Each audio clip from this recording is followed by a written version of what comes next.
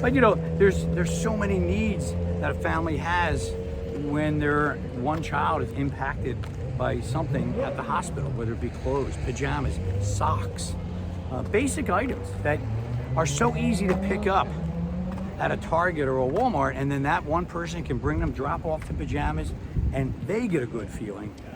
And then I've kind of been that conduit, you know, between the hospital and that person that just wants to help. And a lot of times they don't realize that, you know, a $5 pair of pajamas, $10 pair of pajamas goes a long way. Yeah, it does. It's not always about those big checks. You see all that. It's those little, and you know what's great is that we deliver the stuff right to the front door of the hospital. You see it on our videos. And I'm big about that. We collect, we deliver, complete that circle so that people that are donating see, here's where the it's toys, going. they're dropping them to me.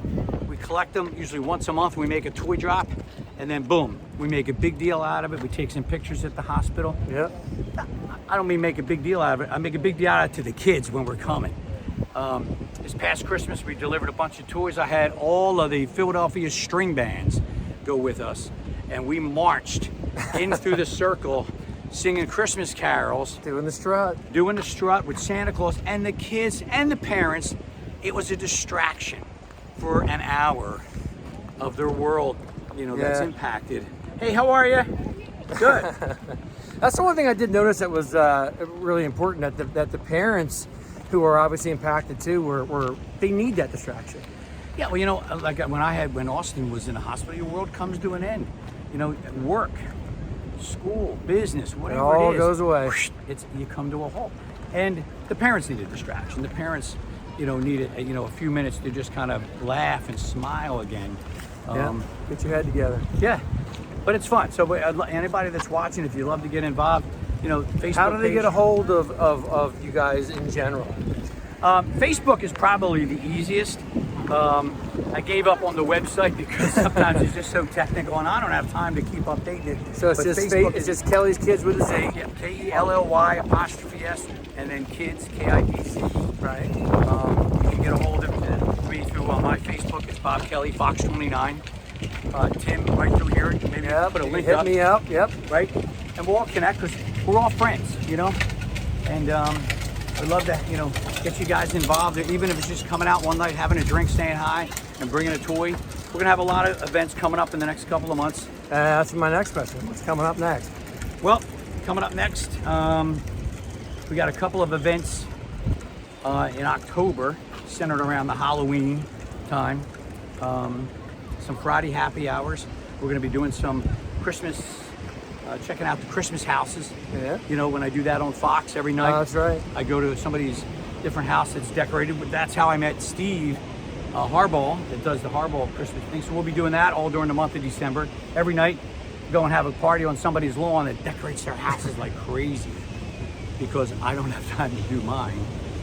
So yeah, we'll have all those events up on our Facebook page. Awesome.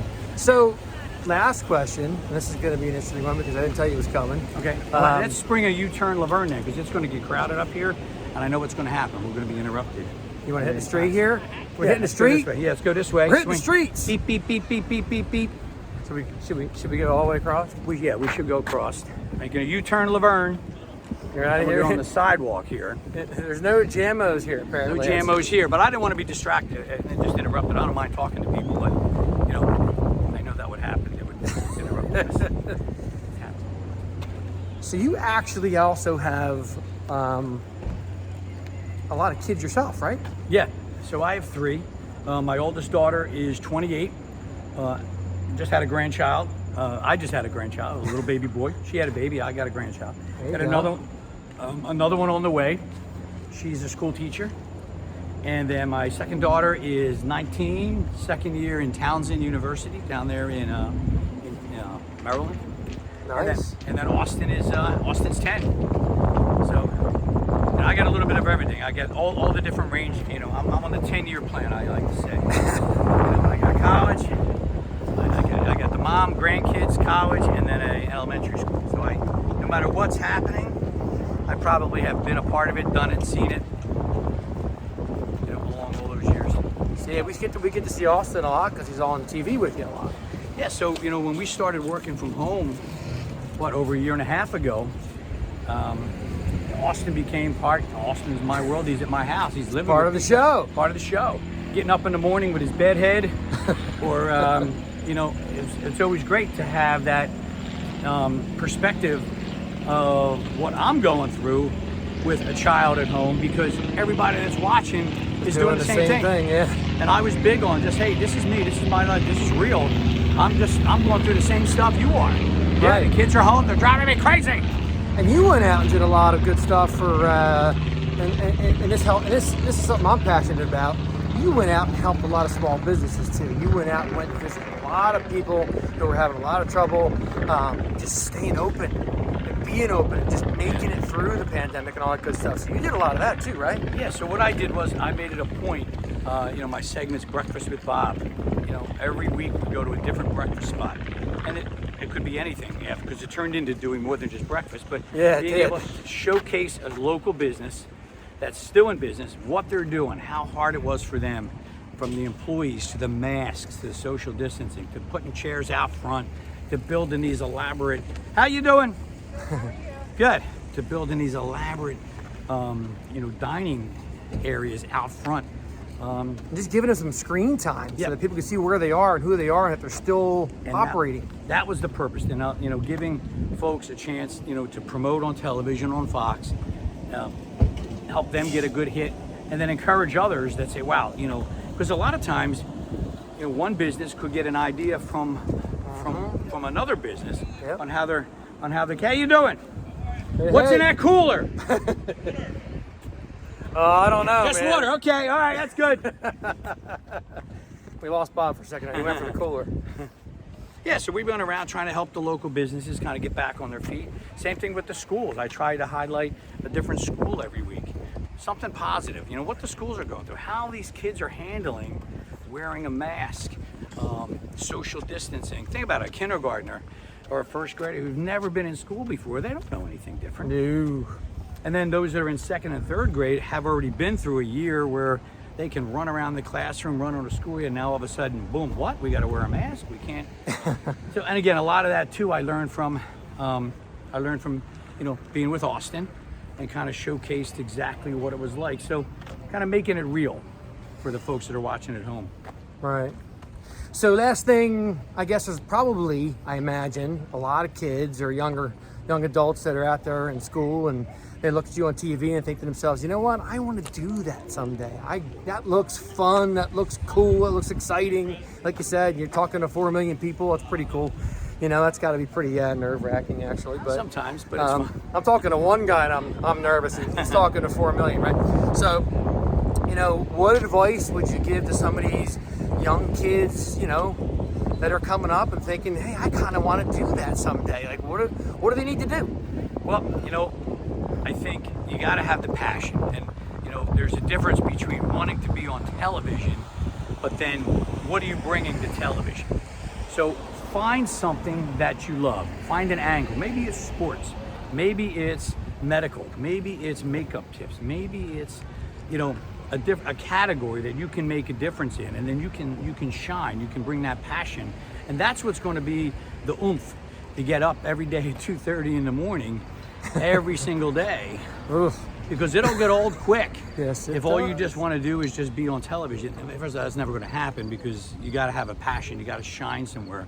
I don't think it could wake me up at 2:30 every day. Never mind get up. I remember going home at 2:30 in the morning. Now I'm getting up. That's a whole different story. Whoop, upside down. Yeah, but and then try to get an internship. We offer them at Fox. We did up until the pandemic. I don't know when they're coming back, but try to get involved and get get in there, do a little bit, work alongside somebody. If, let's say for sports, shadow someone to see what it's really like, and then find something. Find your groove, right? Yeah, find something that is definitely going to set you apart from the others. Yeah. Because then that's what's going to make it fun. That's going to set you apart from everybody else in the world, and just stick with it. Be passionate, right? Yeah, and be ready for the curveballs. So real quickly, for me, I started out as a disc jockey on the radio. Yeah. I was a DJ, up and down the dial, playing the hits. And then my agent came to me and said, hey, listen, KYW news radio is looking for somebody to liven up the traffic reports. I'm like, traffic? I never did traffic before. The traffic's going to be big now. The city, the construction, okay? And he goes, I want you to DJ the traffic, just like I DJ'd the records. I want you to DJ and liven. Oh, here, look at a Coast Guard helicopter right here. So you can get that in. So these guys have been doing a great job. You got him behind you. There you go. Get in there. Where are you? I got you. Come on, boom, boom, boom, boom. Look at that. You're keeping the beaches safe. So he said, DJ the traffic. So I'm like, okay. And I was from Philly. I knew a lot of the roads. I knew all the roads. I knew what the locals call them. I knew the neighborhoods and the parish. It wasn't really a neighborhood. Like, what parish were you from? So I was able to just bring all that to the radio. And that's how I, kind of switched over doing traffic on the radio. But that was a curveball. I wasn't ready for that. But you know what? I gave it a try. I said, you know what? Let's give it a try. And you were the first to use the green screen. Exactly. So right after that, I was on the radio for a while, and CBS television came to me and said, hey, we're looking for somebody to liven up our morning show. Can you bring your shtick that you do on the radio, your jelly donut, concha curve, U-turn Laverne's, and bring that to television? We want to liven up our morning show. Again, another curveball. Right. That I said, you know what? Okay, I'll give it a try. Again, I gave something a try that I wasn't really ready for. And both of those turns there kind of worked out, right? Worked out, and that's really, I'm saying that only because give something a try. You want to be. Don't be afraid to test the waters. Because stuff changes. The world's going to change between the time you get in school and the time you get out. And all along the way, you meet different people. And for me right now, that was a big change in my career. Because then I did TV and radio. And now it's kind of come full circle with DJing some happy hours to help the charity. And that's what makes it fun. And there you go. Fun. We've walked 10 miles, I think, today. Exactly. That's a good thing. And if you haven't checked out Tim's other videos, do so. I followed him. I remember the first one that he did and followed him along the way. I think this is a great way. It makes me want to walk. I would love to do what he's done, the 75 hard. 75 hard. I'll do this. I said I'll do the 37 and a half hard. But, what you're doing is great, because I really need somebody to kind of get me out there to get walking. I'm on the go so much. But this was nice to be able to walk along the beach here. Yep. And share our stories. I get a lot of messages, man, about people saying that, just watching and following along, that they've gotten out and they've started to walk or started to do something, and that's equally as inspiring for me. So it is, and you have to start somewhere. You say the 75-day part. I think to myself, my gosh, I'll never be able to do that. But you start one day with a half a mile, and then you increase it. Well, you know what? 75 hard is interesting. Once you get 10 days in, 15 days in, 20 days in, sooner or later, very soon, it's an addiction, and it's amazing. Yeah. You just become enthralled with it. And I've watched the transformation in you physically. Lost 45 pounds. And all from walking and talking. Walking and talking. Walking and talking. It's amazing, right? Well, listen, I think we're going to wrap it up, man. It's a lot. So thanks for being on. Well, thanks for inviting me, and I hope you guys enjoyed listening to us, listening to a little bit of the stories. If I can help anybody that's listening, or you like to get involved with the stuff that we're doing, hit me up on Facebook. Again, it's Kelly's Kidz with a Z on Facebook, or my other Facebook page is Bob Kelly Fox 29. You'll get a hold of me somehow, some way, or through Tim. There you go. So keep on moving, keep on walking, and we will see you next time on Walkin' and Talkin' with Tim. Now let's go hit the beach. Come on.